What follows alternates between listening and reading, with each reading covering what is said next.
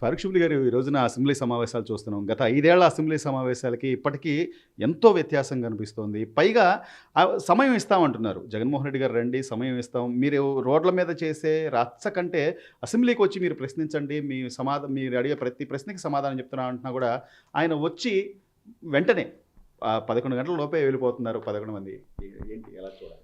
నేను వైఎస్ జగన్మోహన్ రెడ్డి గారికి అయితే సూటిగా ప్రశ్నించడం కన్నాను ఆయనకు ఒక సలహా ఇద్దాం అనుకుంటున్నాను. ఆ సలహా ఏంటంటే, ప్రతిపక్షంలో ఉన్నప్పుడు ఏ విధంగా మలుచుకోవాలి, ఏ విధంగా పనిచేయాలి, ఏ విధంగా ఇష్యూస్ని రేస్ చేయాలి, ఏ విధంగా జనాల్లో ఉండాలి అనేది మీరు నేర్చుకోవాలనుకుంటే కనుక మన ఆంధ్ర రాష్ట్ర గౌరవ ముఖ్యమంత్రి వర్యులు మాన్యశ్రీ శ్రీ నారా చంద్రబాబు నాయుడు గారి దగ్గర ఒక పావు గంట సేపు ఆయన టైం అపాయింట్మెంట్ అయితే నేను ఇప్పిస్తాను. ఖచ్చితంగా నేను ఏదో కాలా వెళ్ళబడి లేదులేండి సార్, ఆయనకి యువకుల్ని మీరు ప్రోత్సహించాలి ఖచ్చితంగా మీరు, కాబట్టి ఆయనకు ఒక పావు గంట సేపు మీరు క్లాస్ ఇవ్వండి, అపోజిషన్ లీడర్గా ఏ రకంగా చేయాలి. ఎందుకంటే మీరు ఒకసారి గమనిస్తే కనుక 2014 నుంచి 2019 వరకు ఈయన అపోజిషన్లో ఉన్నాడు. అప్పుడేం చేశారు? అప్పుడైనా వచ్చారా? అప్పుడు కూడాను ఇదే రకంగా బైకాట్ చేసి రోడ్డెమ్మట పడి నేను వాళ్ళ తల మీద చేతులు పెడతాను, వీళ్ళ బుగ్గులు నెమ్ముతాను, లేకపోతే నేను వస్తున్నాను, నేను పరామర్శిస్తున్నాను అని చెప్పేసి ఇదే నాటకం ఆడాడు తప్పించి, అసెంబ్లీలోకి వెళ్ళి అసెంబ్లీలో ఏదైతే మనం ఇంత డబ్బు ఖర్చు పెట్టి అసెంబ్లీ సమావేశాలు నిర్వహించేది దేనికి? అక్కడ ప్రజల సమస్యలను లేవదీయడానికి. ఈరోజు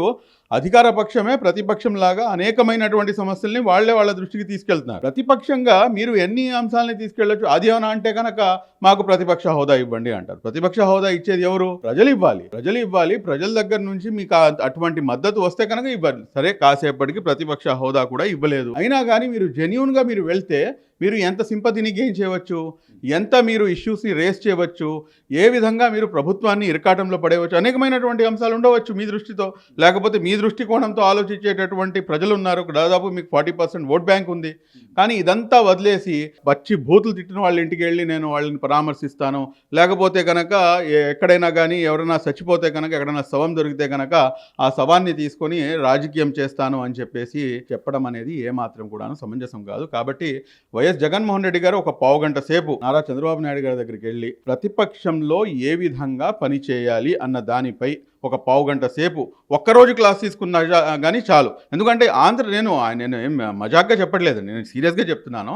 అదేంటంటే, ఎందుకంటే ప్రతిపక్షానికి కూడాను ఒక మంచి వాయిస్ ఉండాలి, ప్రతిపక్షం కూడాను రావాలి, ప్రతిపక్షం కూడాను అనేకమైనటువంటి ప్రజల సమస్యలను లేవదీయాలి. కానీ ఇదంతా వదిలేసి మీరు 11 మంది ఉన్నాం సరే, మీకు ప్రతిపక్ష హోదా కావాలి అని చెప్పేసి అనుకుంటుంటే కనుక ఆ 11 మందిని కూడా రాజీనామా ఇచ్చేసేయండి.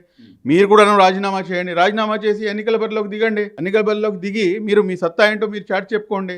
కానీ ఆ దమ్ము ధైర్యం అయితే లేదు. మీరు మీ యొక్క అందరు కూడాను వెళ్ళిపోతారు. కానీ కొంతమంది ఇండైరెక్ట్గా మళ్ళీ టచ్లో ఉంటూ టచ్ ఆడుతూ ఇంకా ఈ పేర్లు చెప్తే అవన్నీ చెప్తే కనుక బాగుండదు. మళ్ళా మీకు మీ బొక్కలేంటనేది మీకు బాగా తెలుసు.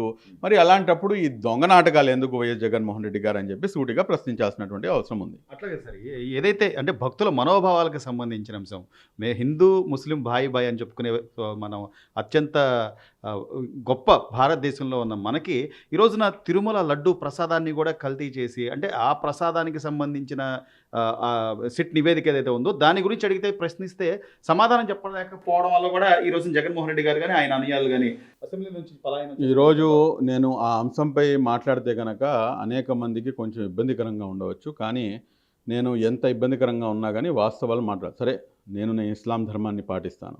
ఇస్లాం ధర్మంలో ఎవరైనా కానీ ఏదైనా మాట్లాడితే కనుక ఇమీడియట్గా రియాక్ట్ అవుతాను. లేదంటే ముస్లింలపై ఎవరైనా చేసినా కానీ, లేకపోతే మా సెంటిమెంట్స్ని ఇచ్చేసినా. కానీ ఈ దేశ గొప్పతనం ఏంటంటే భిన్నత్వంలో ఏకత్వం. అంటే నాకు ఇబ్బంది వస్తే, నా వాళ్లకు ఇబ్బంది వస్తే మాత్రమే నేను వాయిస్ రేస్ చేస్తాను, నేను నోరు లేపుతాను అంటే కనుక అది ఎక్కడి భిన్నత్వంలో ఏకత్వము?